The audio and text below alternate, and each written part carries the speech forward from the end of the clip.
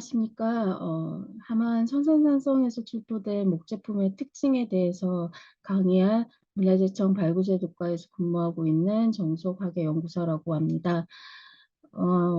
오늘 주제의 핵심적인 유적인 하만 성산산성은 앞서의 선생님들께서 여러 선생님들께서 유적의 특징이나 성격, 어떤 성의 형성 과정이나 이런 것들에 대해서 상세하게 강의를 해주셨던 것으로 알고 있습니다.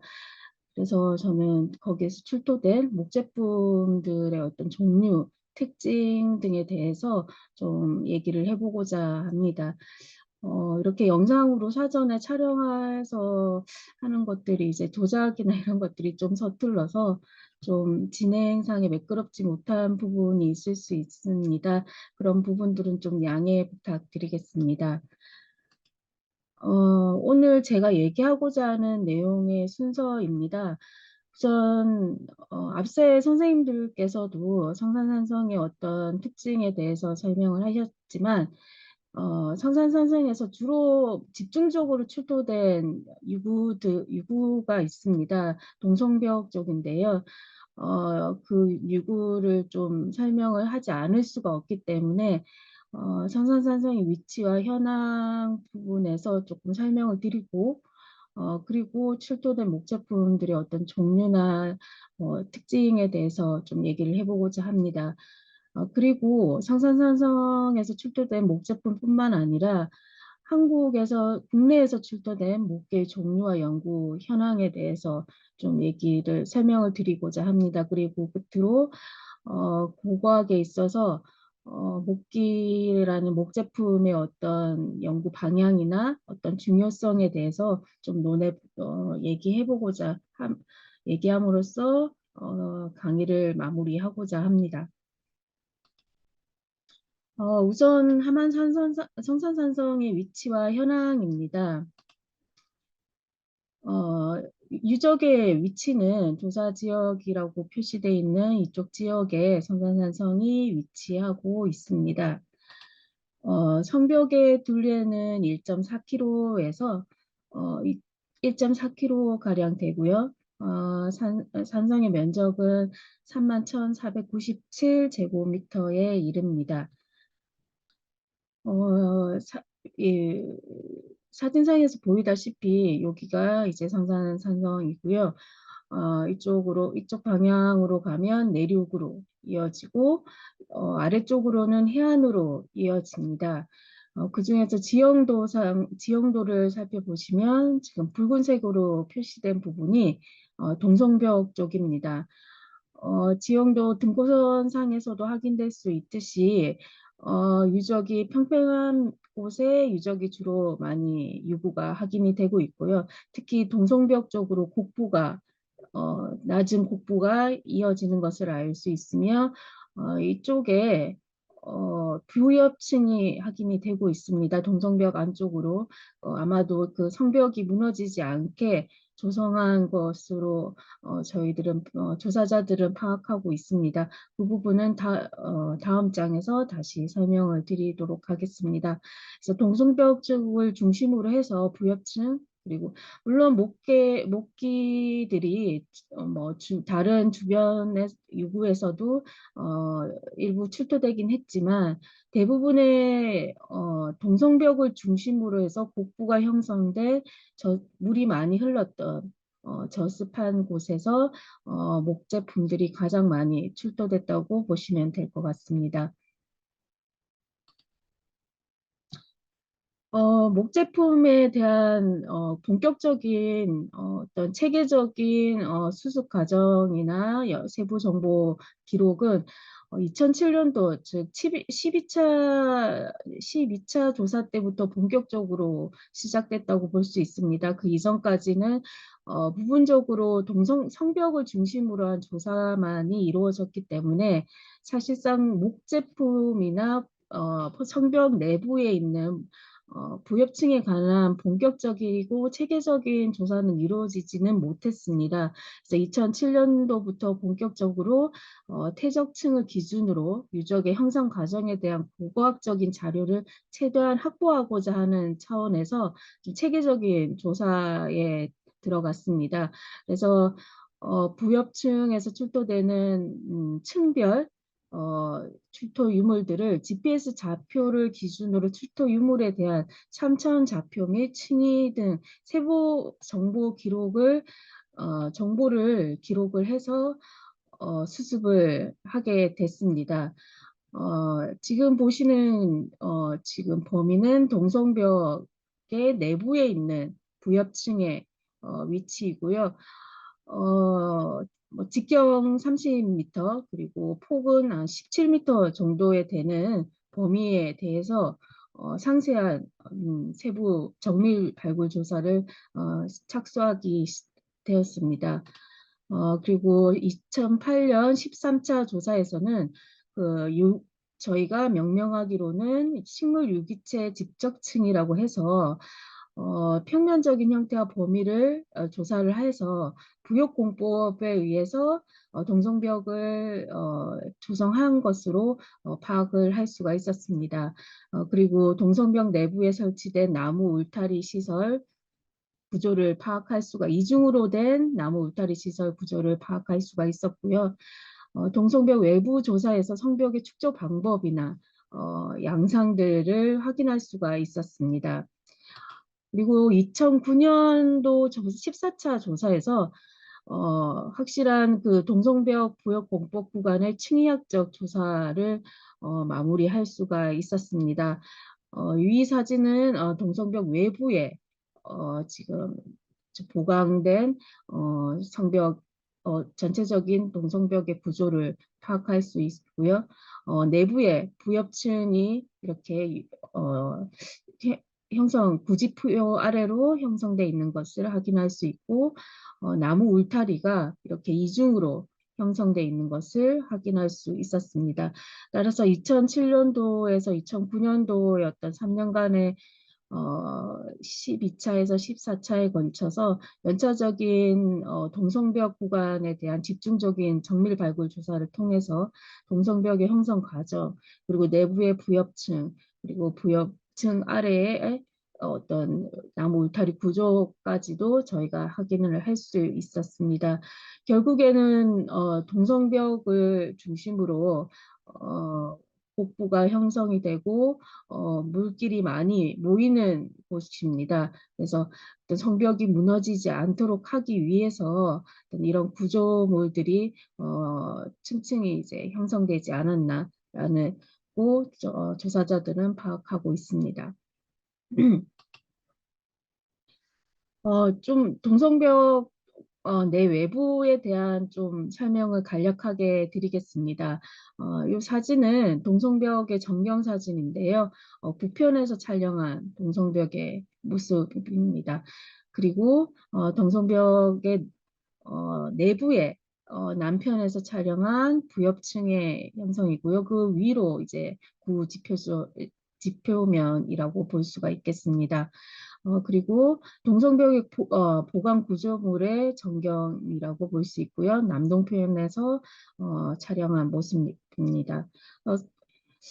이런 동성벽의 모습을 성벽 모식도로 해서 살펴보면 기본적인 생토면을 L자형으로 불광을 하고 적갈색 점토층으로 성벽을 감쌌습니다. 그리고 채성벽을 쌓고 성벽 보강 구조물을 동성벽 바깥에 쌓는 성벽의 구조를 갖추고 있습니다. 즉 동성벽은 부역 공법과 성벽 보강 구조물을 통해서 이중 구조의 성벽을 조성하고 있다고 볼 수 있습니다. 앞서 말씀드렸듯이 산성의 가장 낮은 계곡부에 위치를 하고 있고요. 동성벽으로 조사된 성벽의 길이는 약 84m에 이릅니다. 성벽의 너비는 8m에서 9m에 이르고요.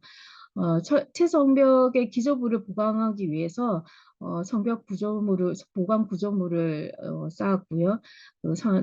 내벽은 생토면 L자형으로 불강을 해서 조성한 것으로 확인할 수가 있었습니다. 동성벽은 문지 및 입출수구가 확인이 됐는데요. 지금 현재까지 확인된 문지는 서문지, 남문지, 동문지입니다. 동성벽 라인에서 약간 북편에 위치하고 있다고 볼 수 있습니다. 북편에 입수구와 출수구의 모습입니다. 네, 내부 모습이 있고요. 바깥에서 성벽 보강 구조물 바깥으로 해서 출수구가 다소 좀 앞쪽은 무너졌지만 출수구를 확인할 수가 있었습니다. 조사 과정에서요. 그리고 동성벽의 남편에도 입수구와 출수구가 같이 확인이 됐습니다. 모식도를 보시면 북편에 입수가 출수구 그리고 남편에 입수구가 출수구가 있는 것을 확인할 수가 있습니다. 남편의 레벨상으로 약간 높은 곳에 입수구와 출수구가 형성되어 있는 것을 알 수가 있고요. 그리고 동성벽이 형성이 되어 있고 그 내부에 입수구와 출수구의 아래층으로 부엽층이 형성되어 있는 것을 알 수가 있습니다. 이것은 아마 그 물기를 한꺼번에 빠져나가지 않게끔 완충작용을 할 수 있는 역할을 했던 것으로 조사자들은 판단을 하고 있습니다. 다음은 부역고법 구간입니다. 처음에는 저희가 조사 당시에는 식물 유기체 집적층 뭐 이런 식으로 해서 좀 명명을 명확하게 좀 하지는 못했습니다. 정밀발굴 조사 들어가기 전까지는요. 그리고 2007년도 정밀발굴 조사가 들어가기 시작하면서 부엽층에 대한 본격적인 해석이나 동성벽 간의 실질적인 어떤 관계에 대해서 좀 본격적인 조사를 하기 시작했습니다. 조사 전에 본격적인 조사가 들어가기 전에 어떤 정형 사진인데요. 내부에는 도강 한석들의 어떤 호환 석축들이 쌓여 있는 것을 확인할 수 있습니다. 50도로 보시면 동성벽이 이렇게 가운데 형성이 되어 있고요.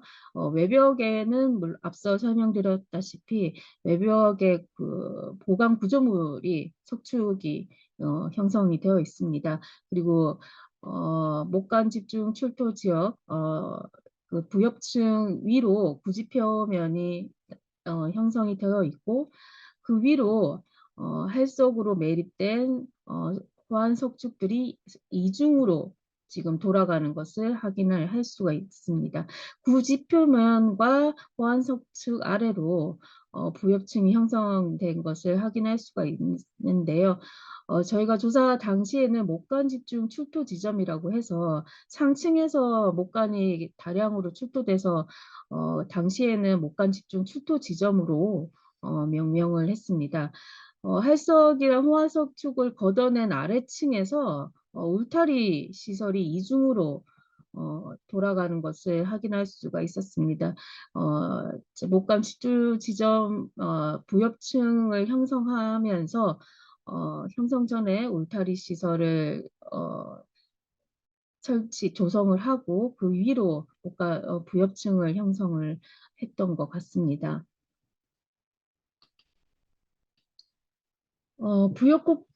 부엽층을 중심으로 해서 부엽층 아래로 이중의 어떤 목책 시설이 확인이 됐습니다. 앞서 설명드렸다시피 길이는 긴 곳은 이중으로 설치된 서편에 있는 목책 시설은 27.2m에 이르고요. 폭은 8.8m입니다. 그리고 내부에서 저희가 이제 조사 과정에서 확인된 길이는 9.7m 정도 되고요. 저희가 조사한 범위는 더 이상 확장하기에는 동성벽의 어떤 위험성이나 이런 것들이 있기 때문에 좀 내부 동편에서의 어떤 그 목책 시설은 더 이상 확장 조사할 수는 없었습니다. 어, 뭐, 동쪽의 목책 시설의 구조물입니다. 그리고 서쪽에 있는 목재액 시설인데요. 나무 목재를 어, 목, 목줄 시설을 이제 구멍을 뚫은 판재에 끼워서 여- 장가지를 이렇게 지그재그로 엮어서 조성한 것을 저희가 조사 과정에서 확인을 할 수가 있었습니다.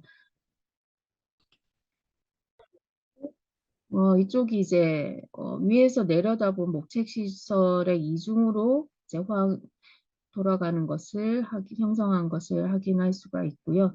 목책 시설을 끝으로 이제 서편의 목책 시설을 끝으로 해서 어, 그 부엽층이 이렇게 형성돼 있는 것을 확인할 수가 있었습니다. 다음은 그 성산산성 동성병 내에 목제품이 집중 출토된 지점에 대한 설명입니다. 목제품의 앞서 목책 시설을 중심으로 해서 여기는 동편이 되겠습니다.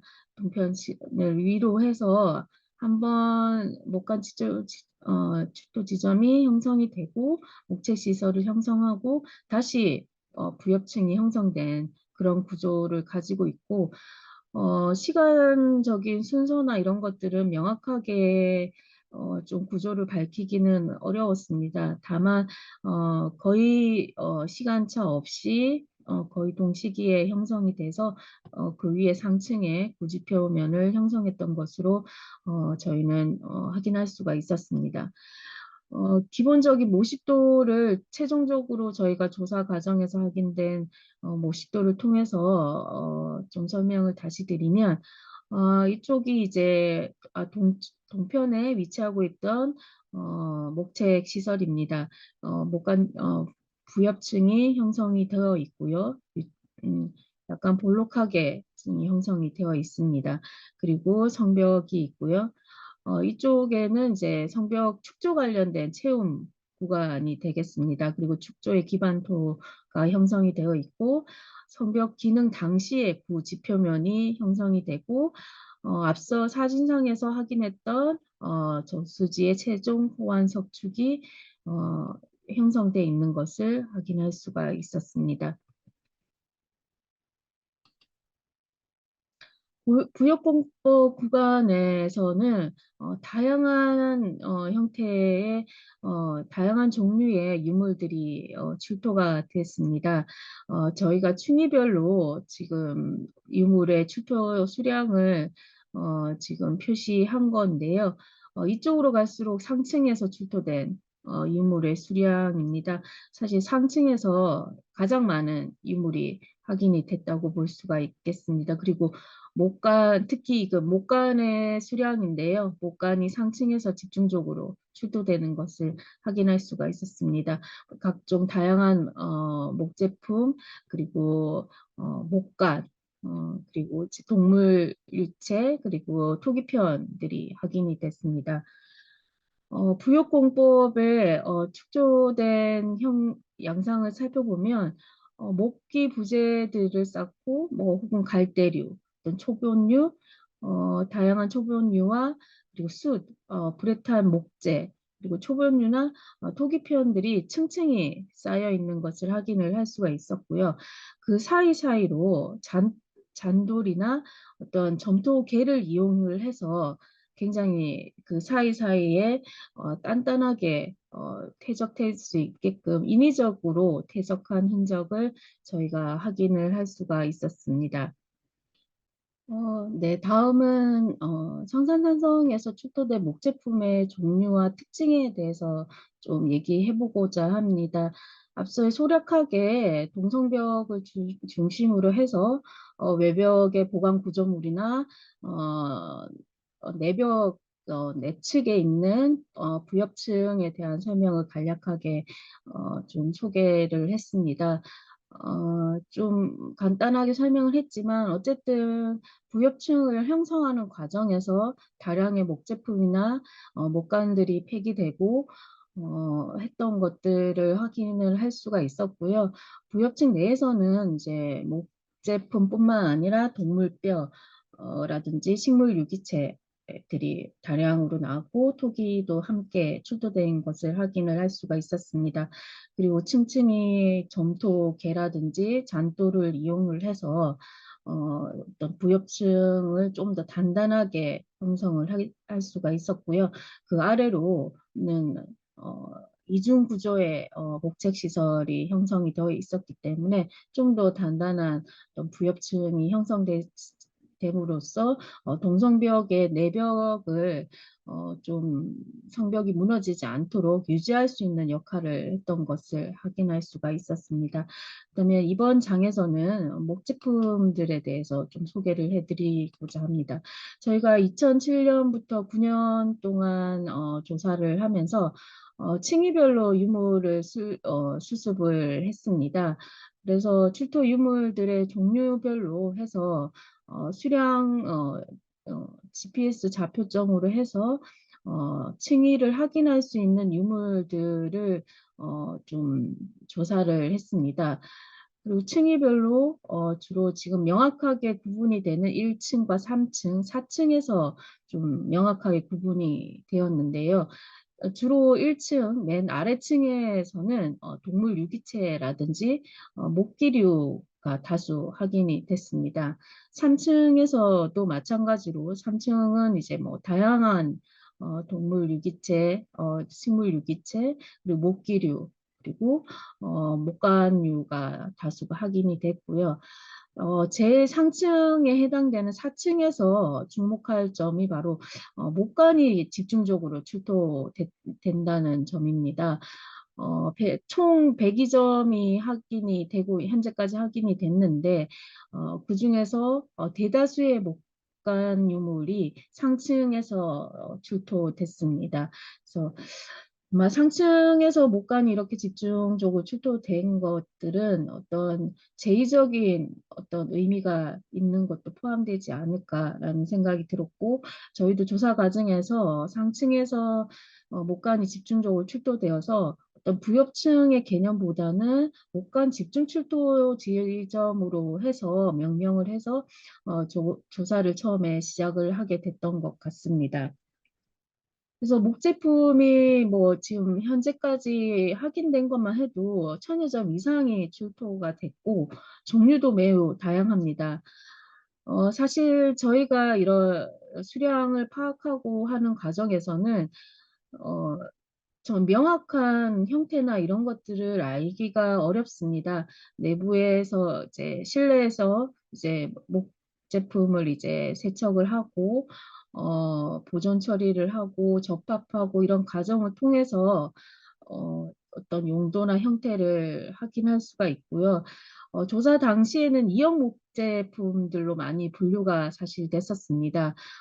그리고 뭐 방망이류라든지 뭐 조두형, 봉형, 그러니까 일종의 그 목기의 형태에 따라서 좀 분류를 했었습니다. 그래서 1000여 점 이상의 출토된 목기들을 저희가 일일이 이제 분류를 함으로써 종류별로 어떤 목기들이 출토됐는지 저희가 확인을 할 수가 있었습니다. 제가 PPT 화면이 제 얼굴 때문에 내용이 가려져서 잠시 옮겼습니다. 사실 그 목기는 그 대부분 부식되거나 파손돼서 출토되는 경우가 많기 때문에 그 종류를 분류하고 하기는 좀 굉장히 어려운 부분이 많습니다. 그래서 최종적으로 이제 최대한 접합을 하고 뭐 농업, 농경, 뭐 민속학적인 어떤 자료나 이런 비교 자료들을 통해서 용도를 확인할 수밖에 없습니다. 지금 사진에서는 청산산성에서 출토된 농기구류들을 찍어 놓은 사진입니다. 농기구는 뭐 논밭을 갈아서 농작물을 심고 가꾸는 농경 활동에 사용되는 전반적으로 사용되는 도구라고 보시면 될 것 같습니다. 지금까지 국내에서 확인된 목재 농기구는 갱이류라든지 따비, 쟁기, 고무래, 썰에 낫, 삼날, 곰방매 등이 다수 확인이 되고 있습니다. 특히 성산산성에서는 보썰해랑 곰방매, 따비, 부속구 등의 농기구가 출토가 되었는데요. 그중에서 보썰해 같은 경우에는 주로 뭐 옥수수나 콩 같은 것들을 이제 파종할 때 씨를 넣을 고를 타고 타는 데 사용하는 밤농사용 연장구로 지금 확인이 되고 있습니다. 특히 청산산성 같은 경우에서 출토된 것을 보면 산성 내에서 어느 정도의 방농사가 이루어졌다는 것을 확인할 수 있는 중요한 자료라고 볼 수가 있겠습니다. 그 외에 뭐 곰방매나 따비 부속구 등을 통해서도 산성 내에서 농경이 이루어졌음을 알 수가 있습니다. 특히 이제 밭농사를 중심으로 해서요. 그 주요 유물들을 좀 더 상세하게 살펴보면 지금 고설의 일부 지금 남아있는 형태입니다. 한쪽 끝은 이미 마감이 된 형태고 이쪽 끝은 이제 좀 부서진 면인데요. 그래서 여러 가지 형태로 좀 여러 점이 확인이 됐기 때문에 이 유물 같은 경우는 양쪽 끝면이 마무리된 유물입니다. 그래서 형태적으로 민속 자료를 통해서 유추해 보면 어떤 날이 두세 개 혹은 네 개 지금 청산산성에 출소된 것들은 네 개의 네 개의 썰레발이 달려 있었던 것을 알 수 있고요. 예, 좀 형태적으로는 이런 형태의 어떤 고썰레가 사용되지 않았나라고 추정을 하고 있고, 그 외에 이제 좀 크기가 큰 경우에는 이런 형태로 좀 사용이 되지 않았나 싶고요. 이제 소에 연결해서 민속 자료 이제 그림을 통해서 살펴보면 이런 용도로 사용을 했던 것 같습니다. 다른 형태의 고설의 출토 사례이고요. 이 부분이 이제 손잡이가 아닐까 생각이 듭니다. 아래쪽에 있는 사진은 곰방매입니다. 곰방매 같은 경우에는 흙을 부수거나 고르는 데 사용되는 농기구라고 볼 수가 있겠습니다. 이런 이제 농기구를 통해서 산성 내에서 앞서 설명드렸다시피 농경이 이루어졌던 것을 알 수가 있습니다. 다음은 외날 따비입니다. 외날 따비의 형태가 여러 점이 확인이 됐는데요. 어, 전체적인 그 폭이나 길이는 27.6cm 정도 됩니다. 내부의 방형에 어떤 끼웠던 형태의 자루를 끼웠던 이제 구멍이 있는데 11cm 정도 되는 어떤 따비의 일부 부속구라고 볼 수가 있겠지요. 그래서 이런 뭐 복원된 이제 민속 자료를 보면 이런 형태로 좀 끼워서 사용된 발판이라고도 볼 수 있습니다. 특히 외날다비가 주목되는 점은 외날다비는 돌이나 나무 뿌리가 많은 작은 규모의 밭농사를 일구는 데 쓰는 연장이라는 점입니다. 그래서 산성에서 사용하기에 산성 내에 어떤 나무나 나무 뿌리 그리고 이제 돌 같은 것들을 좀 고르는데 가장 유용했던 도구가 아니었을까 하는 생각이 들고 그래서 산성 내에서 이러한 따비 부속구들이 다수 확인이 되고 앞서 이제 고설에나 곰방매 등이 확인이 되지 않았나라고 추정이 되고 있습니다. 다음은 공구류입니다. 어, 사실 그 산성 내에서 출토된 목제품들 중에서 가장 많은 종류의 형태의 공구류들이 확인이 됐는데요. 저희 공구류들은 물건을 만들거나 고치는 작업과 관련된 도구로 벌채나 목기를 가공하고 토목공사에 사용되는 도구라고 볼 수가 있습니다. 공구의 대부분은 자루가 목기로 이루어져 있기 때문에 자루의 용도에 따라서 나무의 몸통부를 이용해서 한다든지 굵은 가지, 장가지 등 굵기에 따라서 수필 부분만 제거해서 제작하는 경우가 대부분이고요.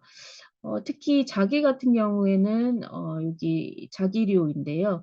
기역자형으로 꺾여 있는 목기 자체를 그대로 사용을 해서 몸, 주된 가지와 연결된 겹가지 부분을 그대로 활용해서 자루를 만든 것으로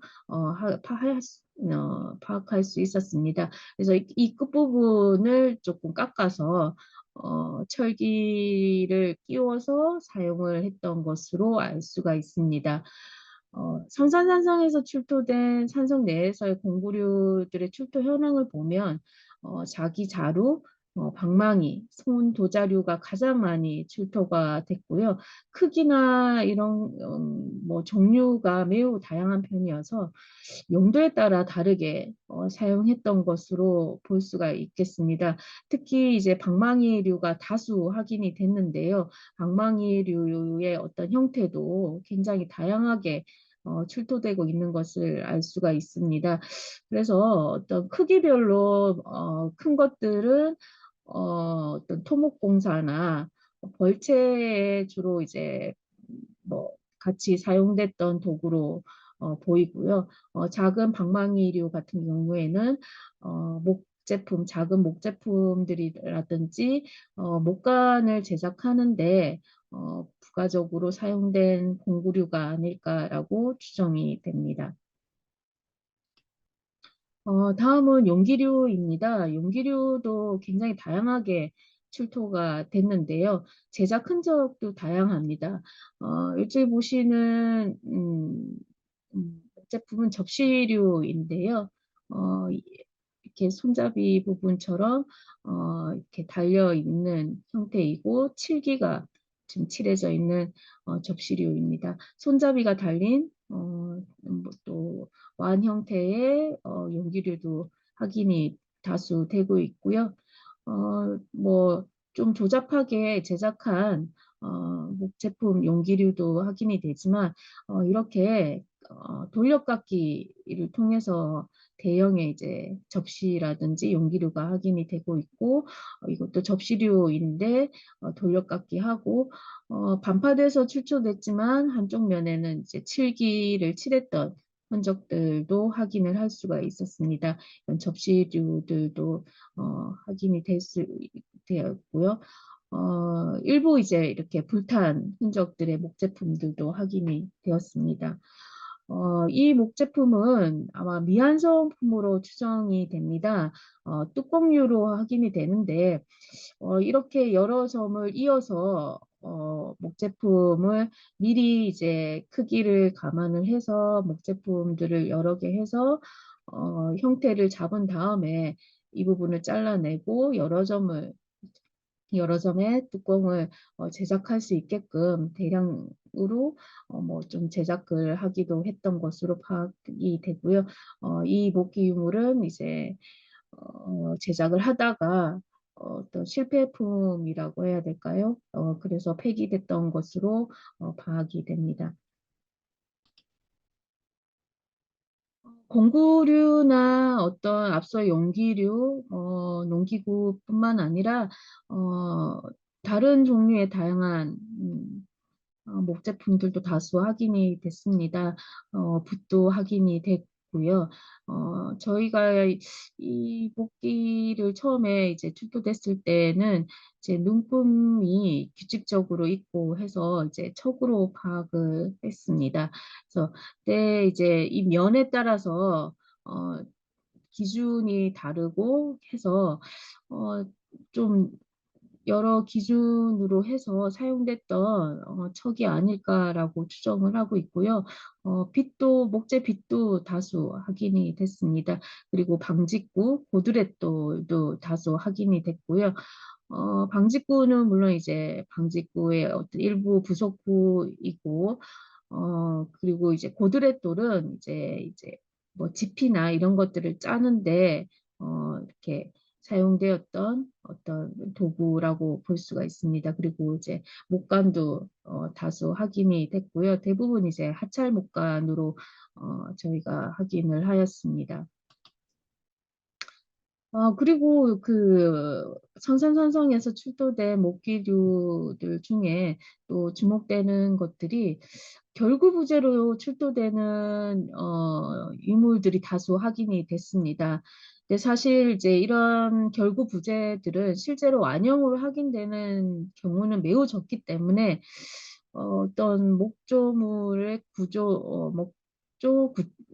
건축 시에 사용되었던 유물로 봅니다. 왜냐하면 크기가 크고 하기 때문에 문짝이나 문고리의 일부, 뭐 어떤 결합부재 등과 연결되었던 목부재, 그리고 목각부와 같은 유구에 어떤 연결되었던 부재로 사용되지 않았을까라고 추정을 하고 있고요. 뭐 그 외에도 가구나 목적 건축에 사용된 결구 부재로 출토되는 목기류들도 일부 확인이 되고 있습니다. 그래서 지금 보시면 결구 부재들의 형태들을 보면 또 원통 형상의 목재에 이제 결과하기 위해서 이런 식으로 이제 깎은 흔적들, 그리고 이제 약간 판형으로 해서 요면을 해서 끼울 수 있게끔 하거나, 이제 반대편은 이제 구멍을 뚫어서 결구할 수 있게끔 하는 방식으로 결구되는 것을 확인을 할 수가 있습니다. 그리고 대부분의 목제품들, 청산산성에서 출토된 목제품들의 결구 방식은 대부분 나무못을 이용을 하거나 한 경우가 많이 확인이 됐고요. 아니면 이제 철못들도 일부 확인이 되기도 했습니다. 이렇게 이제 결국 부재들은 결국은 수습 과정에서 최대한 목제품이 부서지지 않게 수습을 해서 많은 비교 자료를 통해서 좀 분류하고 연구할 수밖에 없는 것 같습니다. 그렇지 않으면 이제 이러한 목부재들의 어떤 용도나 어떤 역할이라고 해야 될까요? 그런 부재들이 어떤 기능으로 사용됐는지를 파악하기가 어렵기 때문에 그런 것들은 비교 자료를 통해서 좀 볼 수밖에 없는 것 같습니다. 그 외에도 이형토기라고 해서 이런 것들이 용도불명의 목기류들도 다수 확인이 됐습니다. 이렇게 요철면처럼 이렇게 톱니날이라고 해야 될까요? 양쪽 면 혹은 한쪽 면에 있는 목기들도 다수 확인이 됐습니다. 이런 목기류들은 출토된 사례가 그렇게 많지는 않지만 뭐 악기류로 분류하기도 하고 하는 경우도 있지만, 사실 현재까지 그 용도는 확인을 하기는 어렵습니다. 일본에서도 출토된 사례가 있지만 명확하게 어떤 용도로 사용됐는지에 대해서는 현재까지는 좀 밝혀지지 않은 상황입니다. 그리고 목제품뿐만 아니라 편물 가공품들도 다수 확인이 됐습니다.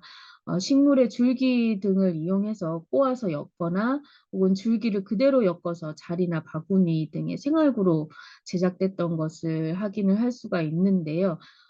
부엽층에서 이제 그대로 눌린 채로 확인된 편물 가공품, 뭐 바구니 정도로 추정이 되고 있습니다. 그래서 저희가 이 부분은 이제 그대로 떠서 이제 수습을 했고요. 이렇게 이제 가지들, 표피들 얇게 된 이제 편물들을, 줄기들을 그대로 엮어서 이렇게 제작을 했던 것을 확인을 할 수가 있었습니다. 청산산성에서 뭐 여러 방직구들도 출토됐지만 이를 이용해서 만들어낸 편물 가공품들도 다수 확인이 되고 있어서 어떤 봉용으로 가공된 목기와 함께 엮어서 초보원류를 함께 이제 엮어서 격자형으로 엇갈리게 엮은 것들도 이렇게 있고요. 그래서 다양한 형태들의 당대의 어떤 생활상을 파악할 수 있는 식물 유체도 함께 부엽층에서 확인됐던 것을 확인할 수가 있었습니다. 그 외에도 복숭아씨나 호두껍질, 박씨, 그리고 이제 밤 껍질이나 곡물류들도 다수 부엽층에서 확인이 됐습니다. 그래서 부엽층을 형성하는 과정에서 또 폐기물도 같이 이제 폐기함으로써 층층이 이제 쌓았던 것으로 파악할 수가 있었습니다. 식물 유체의 어떤 형태의 다른 이제 유기물, 현물 가공품이 이제 그대로 눌린 채로 출토된 형태이고요. 각종 동물뼈들도 다수 확인이 됐습니다. 그래서 동물 유체 같은 경우에는 살펴보시면 대다수의 개의 아래턱뼈, 앞다리, 뒷다리뼈, 견갑골 등이 확인이 됐고요. 소나 말의 정강이뼈나 골반 부위, 발가락뼈, 돼지의 이빨 등이 확인이 됐습니다. 그리고 조류, 생선류, 폐각류도 다수 확인이 됐었고요. 동물 유체들 특히 이제 개나 소나 말, 돼지들을 다수 확인이 됐는데 산성 내에서 이들 동물들을 사육했던 것이 아닐까라고 추정이 됩니다. 그리고 식물 유체는 앞서 소개해드렸던 초본류가 다수 확인이 됐고 편물 가공품들이 확인이 되고 있습니다. 다량의 복숭아씨나 호두껍질, 밤껍질 등이 출토됐고 탄화곡물들도 확인이 되고 있어서 당시에 당대의 어떤 산성 내에서의 어떤 생활상이라든지 목제품들을 통해서 어떤 용도로 사용되고 어떤 생활을 했는지 밭농사가 이루어지고 어떤 음식물들을 먹고 어떤 동물들을 산성 내에서 사육하면서 어떤 생활을 했는지에 대한 당대 생활상의 전반적인 어떤 기록들을 부엽층에서 전체적으로 확인을 할 수가 있었습니다. 시기적으로도 시기나 당대의 어떤 부엽층을 통해서 성벽의 어떤 보강 구조물로 해석 이상으로 어떤 당대의 생활상을 파악할 수 있는 중요한 유구라고 볼 수 있겠습니다. 앞서서 이제 한반산성에서 출토됐던 어떤 목제품의 종류나 특징에 대해서 간략하게 설명을 드렸었는데요. 좀 더 부연적으로, 부가적으로 어떤 선산산성 목제품의 제작 흔적이라든지 도구 흔적, 용도별 수정 양상에 대해서 좀 저희가 분석한 바 있습니다. 그래서 그 부분을 좀 더 설명을 드리고자 합니다. 기성부열로 제작 부위를 보시면 자기류 같은 경우에는 줄기에서 겹가지로 나와 있는 가지를 이용을 해서 제작을 앞서 설명드렸다시피 주로 제작을 했고요. 이제 삼류나 방망이류 같은 경우 자루 같은 경우에는 이제 줄기가 자라는 방향으로 주줄기 방향의 어떤 목재를 이용을 해서 제작을 했습니다. 그리고 용기류 같은 경우에도 주줄기가 자라는 부분으로 행방향으로 해서 행방향으로 가도록 해서 부위별로 제작을 했던 것을 확인을 할 수가 있습니다. 사실 이러한 그 목제품의 어떤 그 부위별의 어떤 그 나무 주줄기가 자라는 방향으로 제작을 하는 것은 대부분 공통적인 양상인 것 같습니다. 다른 유적에서 출토되는 사례라든지 일본에서 출토된 목제품들의 양상을 보면 대부분 이제 주줄기 방향으로 해서 제작을 하고 했는데요. 그것은 아마 이제 그 나무 태나 이런 것들을 따라서 이제 나무가 갈라지거나 그러한 부분들이 있기 때문에 좀 더 단단한 부분, 좀 더 갈라지지 않게 하기 위해서 제작 부위를 선별적으로 선택했던 것으로 판단이 됩니다. 성산산성에서 출토된 목제품들은 수종의 선호 양상이 분류가 됐습니다. 그래서 농기구류 같은 경우에는 상수리 나무라든지 밤나무를 주로 사용을 했습니다. 이 나무들은 단단하고 질긴 것이 특징이고요. 생활용구 같은 경우에는 소나무나 버드나무, 오리나무 속 같은 나무들을 사용을 해서 연하고 부드러워서 속을 파내거나 하는 깎기 좀 유용한 소재들을 사용을 했던 것 같습니다. 그리고 목간 같은 경우에는 주로 대부분 소나무를 주로 많이 사용을 했습니다. 아마 가공하기 쉽고 얇게 이제 가공하기 쉽기 때문에 사용을 주로 했던 것 같고요. 밤나무나 구피나무도 일부 확인이 됐지만 가공이 어렵기 때문에 좀 드물게 출토가 됐던 것 같습니다. 그리고 삼나무류도 있는데요. 이것이 이제 일본 특산 수종이라고는 하지만 당시에도 남부 지역에서도 일부 삼나무가 확인이 되고 있기 때문에 좀 사용된 사례도 확인이 된 바는 있습니다. 그래서 이것만으로 단지 이제 그 일본과의 교류까지 연결시키기에는 어려운 부분은 있지만 어쨌든 삼나무로 된 목관도 확인이 된 바 있습니다. 가공 단계를 보면 습기만 제거해서 목주나 이제 어떤 그 목책류의 어떤 부가적인 부분이나 결구부재로 사용한 유물들이 있습니다. 1단계 공정만 사용을 한 거고요. 2단계는 이제 아예 잘라낸 이제 판재나 자루 형태 뭐 어떤 공구류의 자루 이런 것들의 유물들이라고 볼 수가 있겠습니다. 그리고 3단계부터는 용도가 명확하다고 볼 수 있습니다. 완성된 목기류들인데요. 뭐 성산산성에서 출토된 목기류 중에서도 이제 완성된 거의 용도를 추정할 수 있는 용기류라든지 목공구류들도 확인이 되고 있기 때문에 가공 상단계 이상의 단계에서는 용도가 명확해지는 것을 알 수가 있습니다. 그리고 칠기류도 다수 확인이 됐는데요.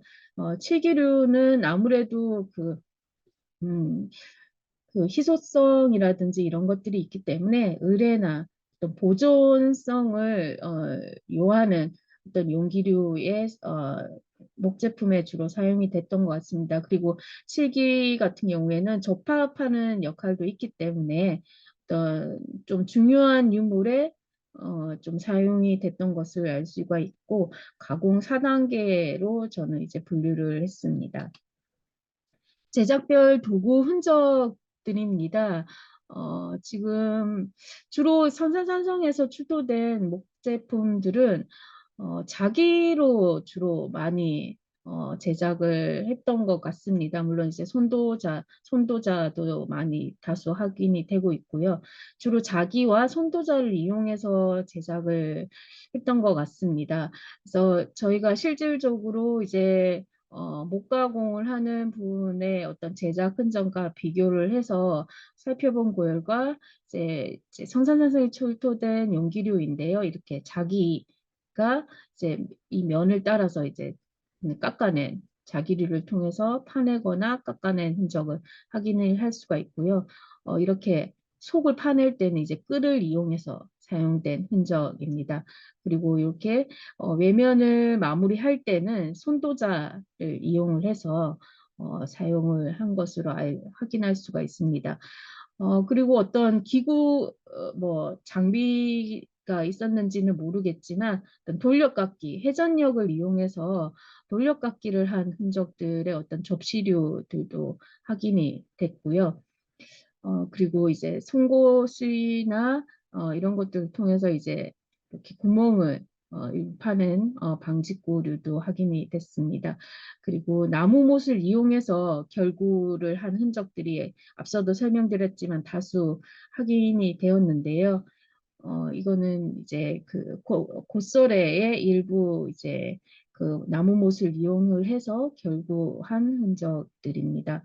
어, 현대 이제 목공구들과 비교를 했을 때 형태적으로 물론 이제 발달된 형태고 좀 더 단단한 이제 가공 공구류겠지만 형태적으로는 어떤 형태나 사용상에서는 좀 유사하지 않았을까라고 판단이 되고요.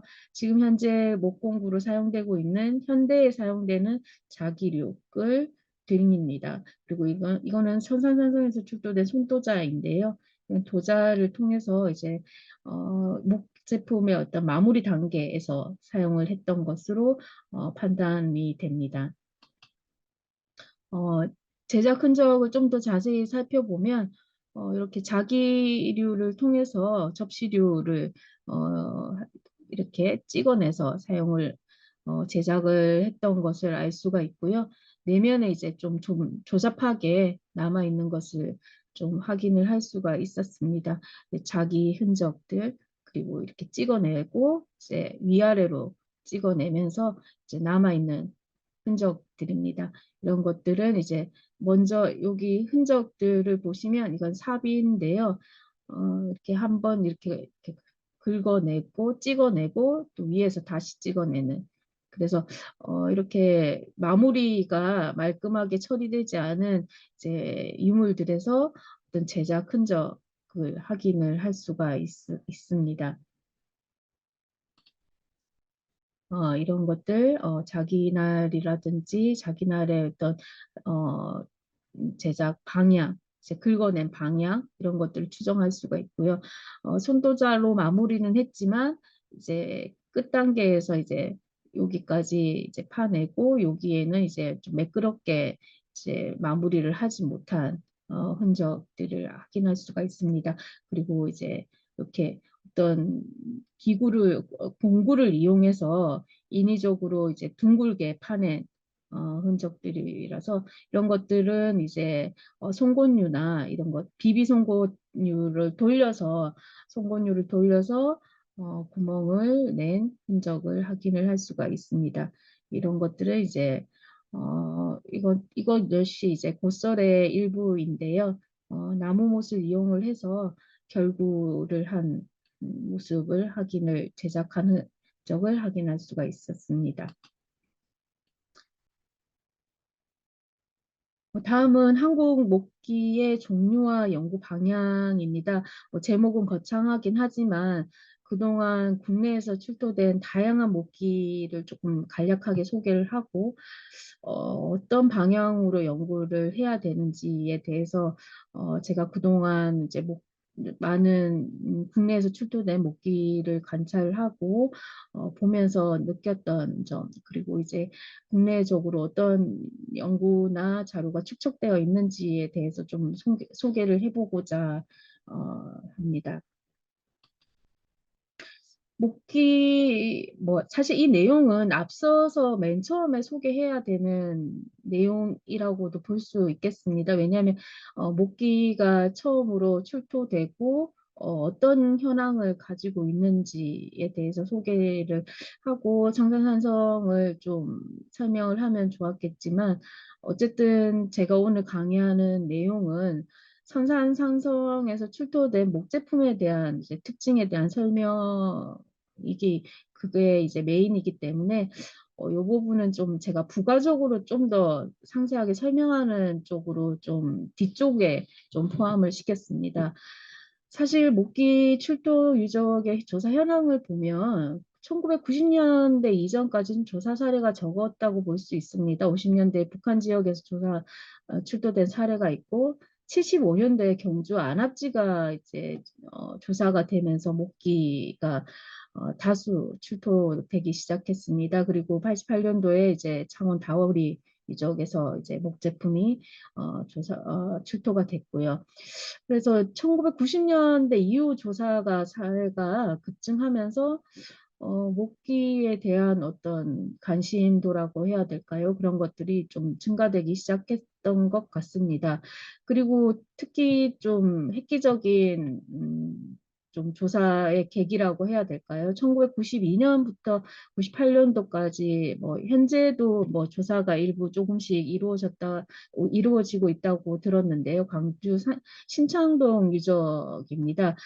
광주 신창동 유적은 초기철기 시대를 중심으로 한 유적인데 이 유적의 조사를 계기로 목기 연구에 핵기를 마련했다고 볼 수 있습니다. 다량의 목기 유물, 다양한 형태의 목기 유물이 출토됐을 뿐만 아니라 이 목기 유물이 출토됨으로써 비교 자료를 제공할 수가 있게 되었습니다. 그래서 국내에서는 첫 종합 보고서가 발간이 됐고 종합 보고서에서는 기존부 분류, 수정 분석이 이루어져서 저희 성산산성 보고서의 어떤 그 종합보고서, 목기라는 목제품에 대한 종합보고서를 내는데 기준이 선례가 된 좋은 훌륭한 보고서라고 볼 수가 있겠습니다. 그 이후에도 이제 저습지라든지 이제 고분 유적을 중심으로 해서 목기유물 출토 사례 보고가 증가되고 있어서 향후에는 뭐 좀 더 목기 연구에 대한 진전이 있지 않을까라고 판단이 되고요. 대부분 현재까지 뭐 출토된 양상을 보면 청동기 시대, 통일신라 시대 유적이 다수 확인이 되고 있습니다. 그리고 대부분 저수시설이나 수구시설, 그리고 수열에서 다수 출토되는 것을 알 수가 있습니다. 지금은 좀 더 많은 유적들에서 이제 목기가 출토되는 것들이 보고가 되고 있습니다. 근데 사실 목기 유물들은 다량으로 출토되지 않으면 약간 부록 개념으로 보고서 뒤편에 수록이 되거나 하기 때문에 사실 모든 목기 자료를 취합하기에는 사실 한계가 있는 것은 사실입니다. 그래서 주로 저습 유적이 있을 때는 좀 주목해서 보기도 하지만 제대로 된 보고가 한두 점만으로는 이제 보고가 이루어지지 않고 다수의 이제 저습지에서 다수의 유물이 나와야지만 어떤 그런 이제 목제품으로서의 자료가 좀 축적이 되는 경향이 있는 것 같습니다. 전국적으로는 뭐 120여 개소 이상의 유적에서 출토됐고 향후에도 자료가 계속 복귀에 대한 어떤 유물의 개념이나 이런 것들이 인지가 되기 시작했기 때문에 자료가 계속해서 축적될 것으로 기대가 되고 있고요. 그리고 뭐 현재까지는 경상도에서 다수 유적에서 출토가 되고 있습니다. 청동기 시대 유적이나 통일신라 시대 유적을 중심으로 해서 뭐 출토가 되고 있는 것을 알 수가 있습니다. 앞서 뭐 계속해서 좀 뭐 설명드리고 있는 부분이긴 한데요. 목계 종류는 시기별로 큰 형태 변화는 확연하게 드러나지는 않습니다. 다만 기본적인 그 목기의 농공구류라든지 용기류의 기본적인 분류나 체계는 청동기 시대 때부터 이어지고 있는 것 같습니다. 다만 이제 삼국시대에 들어서면서 용기류라든지 장식류 이런 것들이 이제 다양화되면서 유적의 특징에 따라 어떤 칠기류나 제작 기술이 고급화된 기종들이 다수 확인이 되고 있습니다. 뭐 경주 신라 시대 이제 유적이라든지 안압지에서 출토된 고급 기종이라든지 부여 지역의 어떤 저습지 유적에서 출토된 고급화된 오칠이 된 이제 기종이라든지 뭐 고분에서 석정동 고분이나 이런 고분 유적에서 출토된 치기류라든지 이런 것들이 고급화된 기종으로 좀 일부 확인이 되기 시작합니다. 그 이후에는 이제 통일신라 시대 이후에는 그 출토되는 사례가 굉장히 좀 적어지는 경향이 있습니다. 그래서 그 묻기 연구의 현황은 앞서도 설명을 드렸지만 초기의 연구는 유물 소개에 그쳤다고 볼 수 있습니다. 그래서 90년대 이후에 조사된 다오리 유적이나 신장동 유적 조사를 계기로 해서 논문이 발표됐지만 개별 유물 소개로 그친 게 대부분입니다. 하지만 이제 2000년대 이후에 이제 목기 자료가 이제 증가하면서 고고학적으로 복기 연구가 본격화되기 시작했습니다. 종류별 연구라든지 대표 유적을 대상으로 한 연구, 그리고 시대나 지역을 구분한 논고, 그리고 목기 집성 및 분류에 대한 기초 작업이 국립가야문화재연구소를 통해서 시리즈로 지금 발간이 되었고요.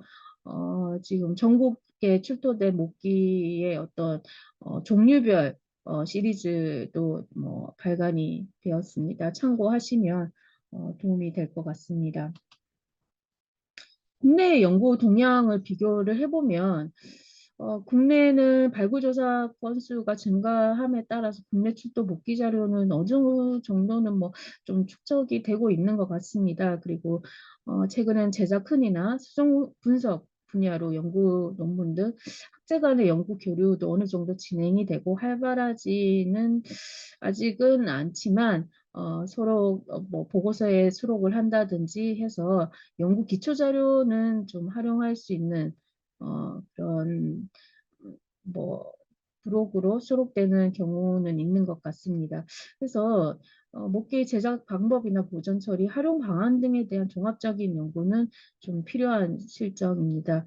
일본의 사례를 보면 일본 나라문화재연구소 같은 경우에는 고대 목기 자료 집성집을 발간을 하고 다양한 목기 자료를 확보하고 있습니다. 그래서 그에 따른 연구가 활발하게 진행이 되고 있고 그 외에 연구소나 연구자들에 의해서 목제품의 제작, 그리고 유통관계, 기종 및 수종 분석에 관련된 논문, 보존 처리 분야 등 굉장히 연구가 세분화되어 있고 다양화되어 있는 것을 확인을 할 수가 있었습니다. 그리고 실험 고고학 등을 통해서 재현한다든지 이런 한 연구들도 활발하게 진행이 되고 있어서 저희 쪽도 그런 쪽으로 좀 어떤 그 비교 자료를 통해서 어떤 연구가 좀 필요한 실정이 아닌가라는 생각이 듭니다.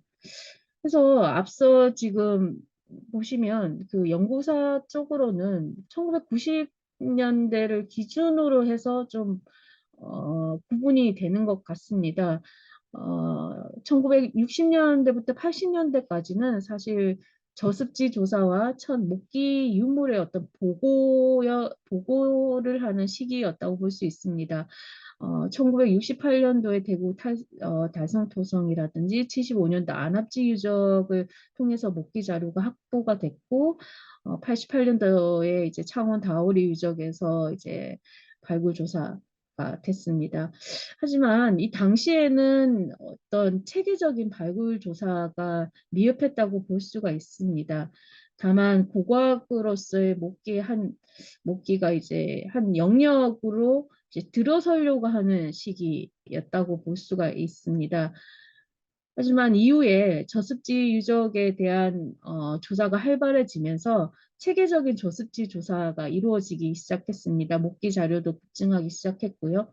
그리고 신창동 유적을 계기로 해서 무안 양장리 유적이라든지 경산 인당, 논산 마전리 유적, 면산리 유적, 하만 성산 산성 유적 등과 같이 저습지 유적과 목기가 학계의 주목을 받기 시작을 했습니다. 물론 이제 처음에는 목간을 중심으로 해서 주목을 받았지만 신창동 유적이나 이제 무안 양장리 유적, 인당 유적에서 출토된 다양한 생활 연구들도 또 어떤 목기 연구의 한 획기를 마련하는 계기가 되었다고 볼 수가 있습니다. 목기의 어떤 기종 분류, 고고학적인 연구, 수정 분석 등 종합적인 연구로 나아갈 수 있는 방향으로 좀 획기가 마련된 시기가 1990년대부터가 아닐까라고 저는 생각이 듭니다. 그래서 그 이후 2000년대 이후에는 정말 복귀 자료가 정말 많이 증가하고 종류별 연구도 다수 이루어졌습니다.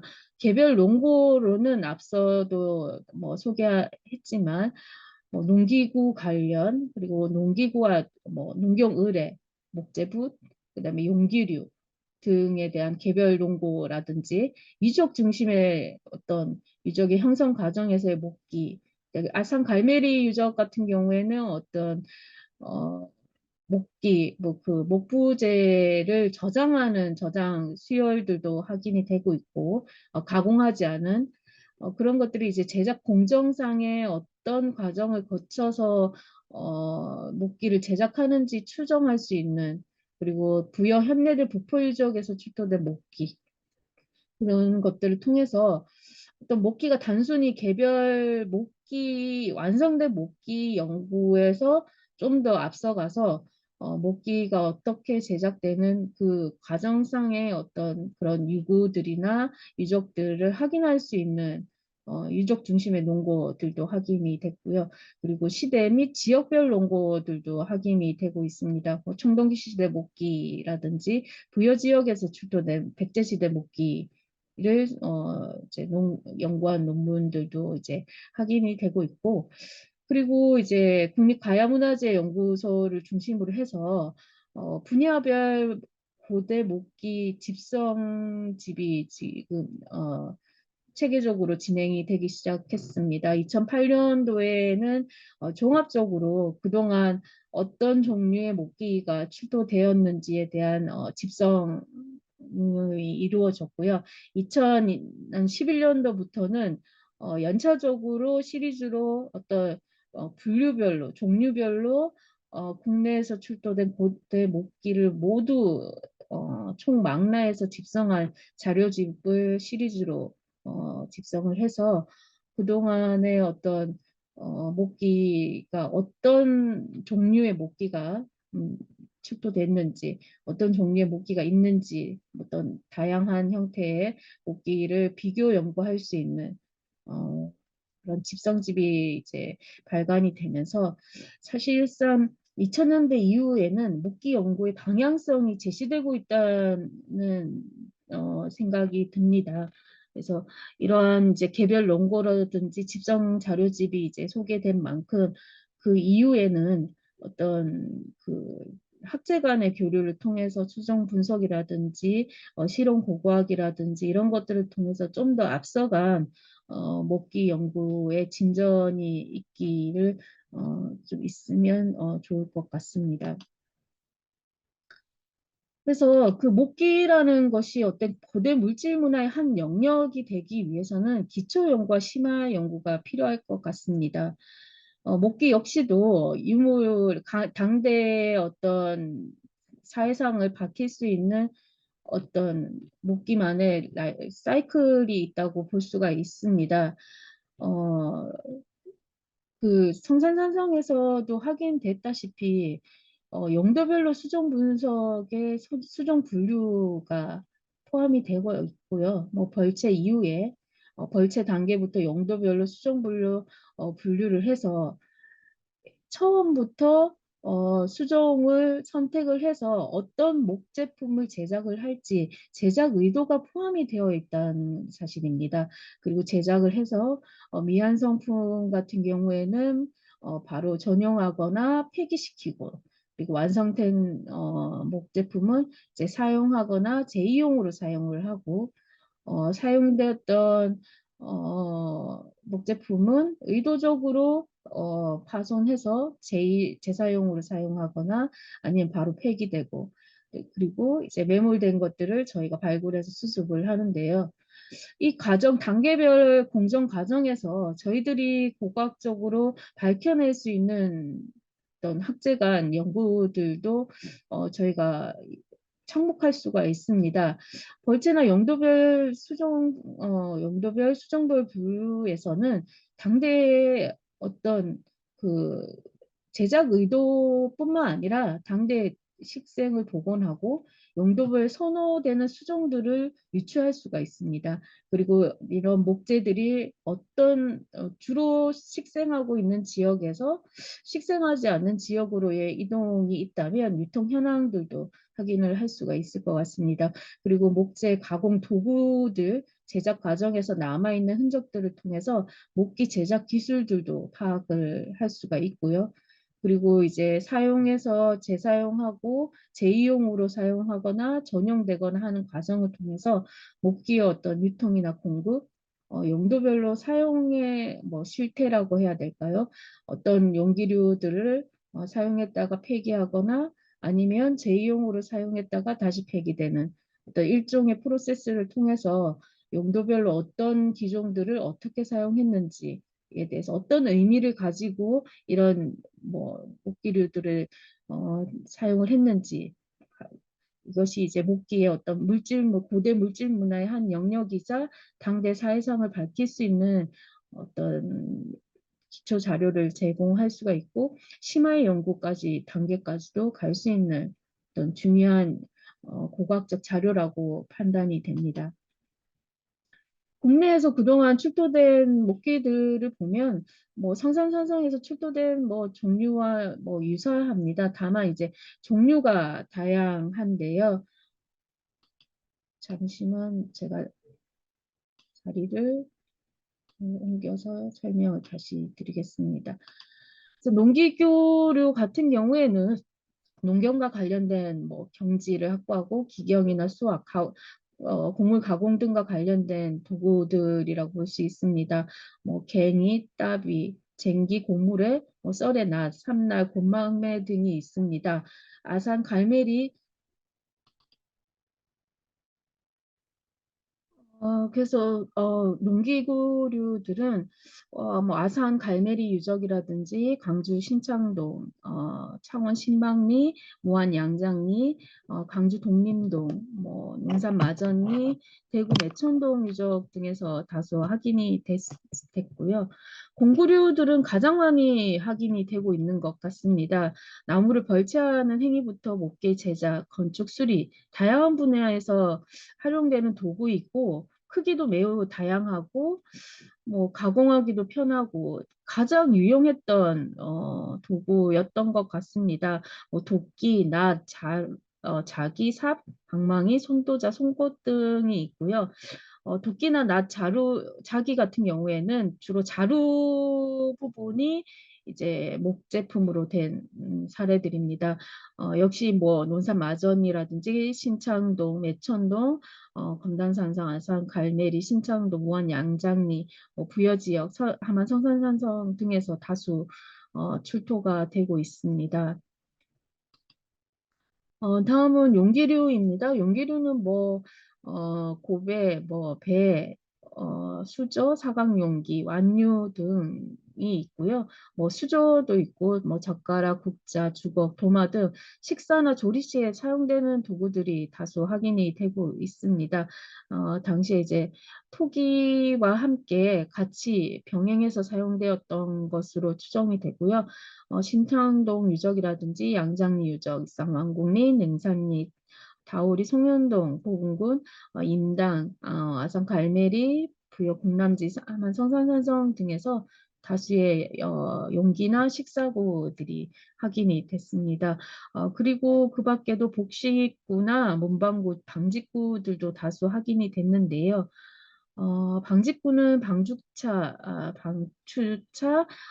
바디 얼레, 직기, 무망고류는 뭐 능꿈자라든지 붓 등도 확인이 되고 복식구는 신체를 치장하거나 신분적 위치를 나타내는 상징물로 사용된 것으로 보이는 빗이나 신발, 우산, 부채 등 다수 확인이 되었습니다. 그래서 유적들은 뭐 미술관 부지라든지 강릉 강문동, 신창동, 구역 국남지, 성산산성, 하남 이전산성, 쌍북리, 송현동, 다오리 유적 등에서 다수 확인이 되었습니다. 제사구들도 다수 확인이 됐는데요. 앞서 소개를 못했지만 선산선성에서도 조두형 목제품이 확인이 되었습니다. 어, 그 외에도 뭐 무기류라든지 의뢰용 무게라든지 사람 모양 인형, 그다음 동물형 남근, 배 모양 장식, 그다음에 용기들이 확인이 되는데요. 이런 것들은 어떤 제2용과 관련된 어떤 형태로 추정이 되고 부여 능선리라든지 국남지 그리고 농산 마전 유적이라든지 하남 인성산성, 광주 신창동이나 하만 성산산성에서 출토된 사례들이 있습니다. 그리고 문짝이나 문고리, 기둥, 결합 부재들은 다수 유적에서 확인이 되고 있습니다. 그리고 문짝 같은 경우에는 형태를 명확하게 알 수 있는 모안 양장이나 광주 신당동 유적에서도 확인이 가능하고요.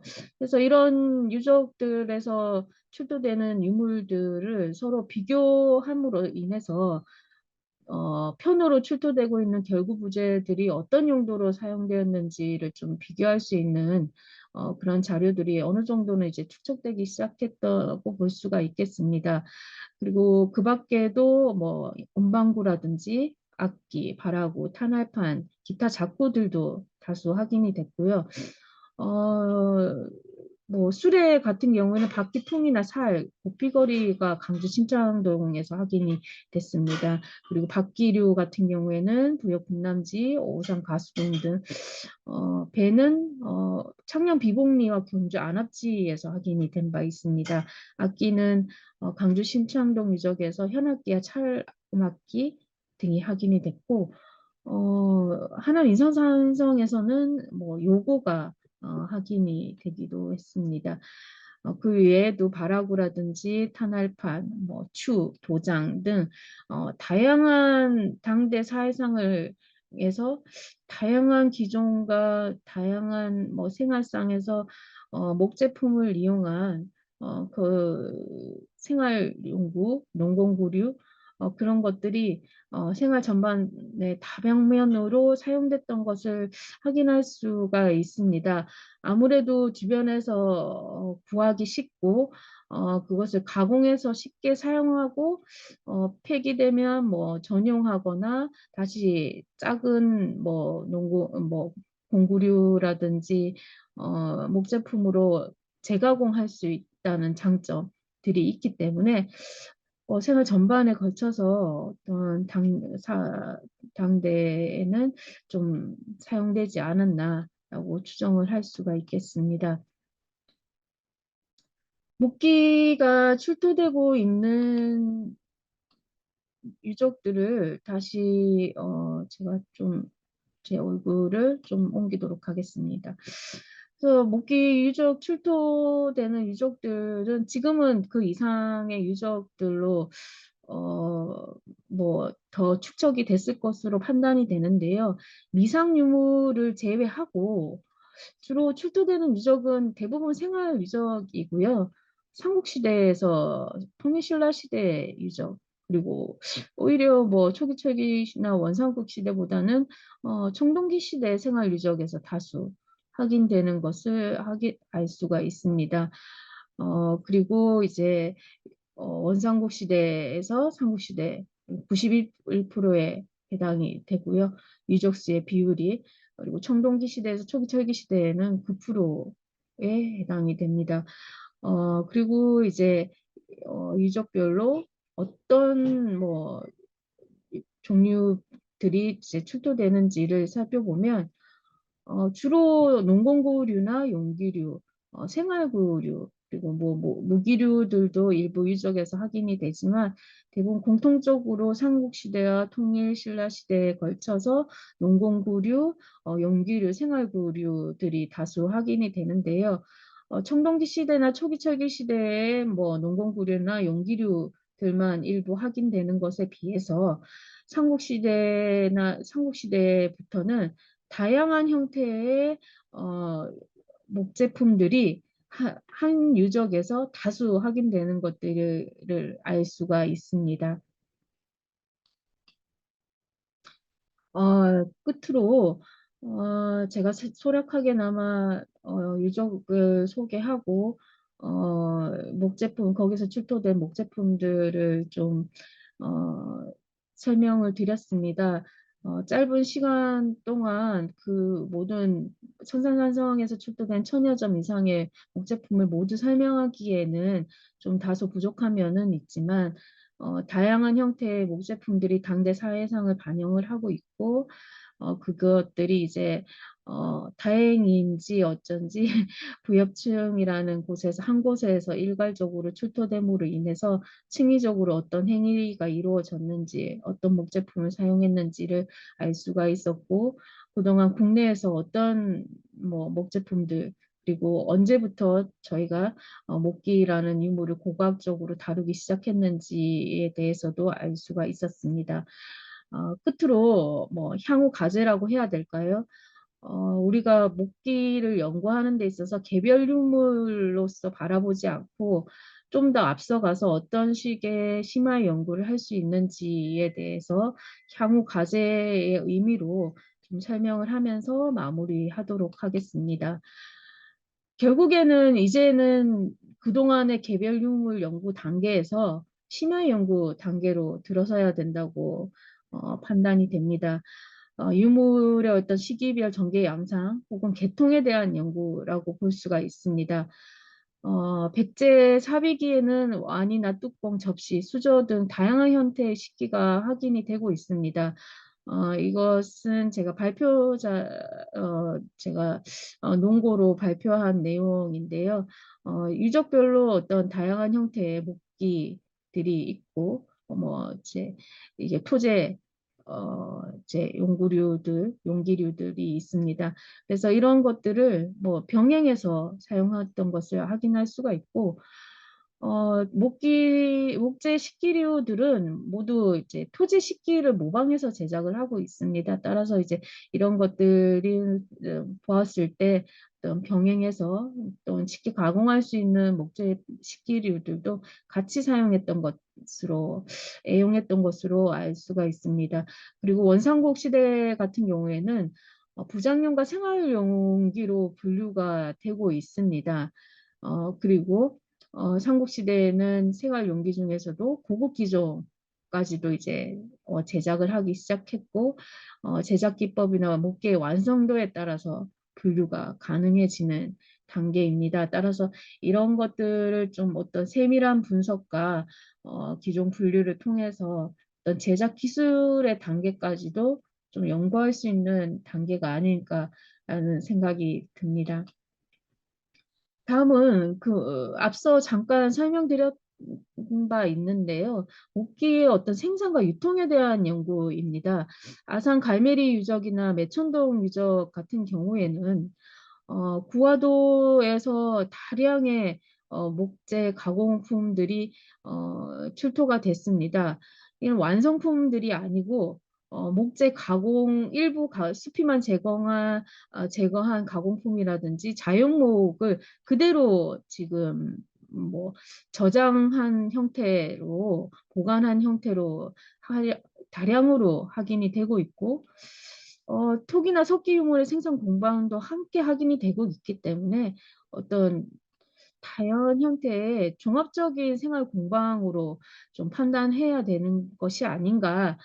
톡이나 석기 유물을 제작하는 것 이상으로 목 제품들도 생산 공방이 같이 이루어짐으로 인해서 어떤 하나의 유물로서 당대에 사용되었던 인간의 생활 흔적으로 좀 바라보아야 되지 않나라는 생각이 듭니다. 그리고 하도에서 확인되고 있는 자연목이나 절단된 목재류는 임시 보관하는 저장 저수 시설로 생산 공정의 단계로 수정이 가능하지 않을까라는 생각이 듭니다.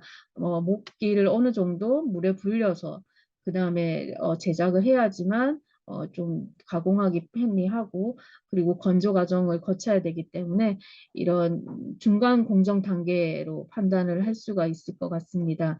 그리고 집성이 어느 정도 이루어졌고 분석이나 인근 유적과의 관련성을 통해서 또 목기의 유통 관계나 미완 성품을 통해서 제작 공정의 추정이 가능한 단계가 있지 않을까 싶습니다.